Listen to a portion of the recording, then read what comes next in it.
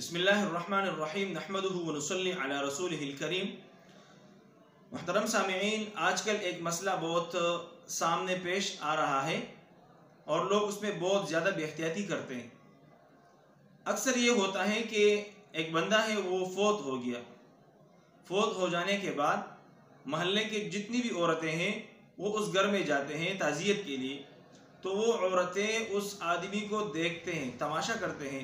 तो क्या उस औरतों के लिए उस महल्ले का जो बंदा फोत हो गया है उसका देखना जायज़ है या नाजायज़ है? देखिए भाई, ये जो औरत है ये नामहरम है उस आदमी का, तो नामहरम का देखना ये कतअन जायज़ नहीं है, इसकी इजाज़त इस्लाम ने नहीं दी है।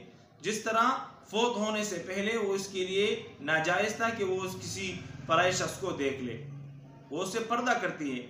तो इसी वजह से अगर वो फोत भी हो गया तो इस औरत के लिए ये कतअन जायज़ नहीं है कि वो जाके उस आदमी को देख ले, इसके लिए जायज़ नहीं है। तो इससे इज्तिनाब करना चाहिए।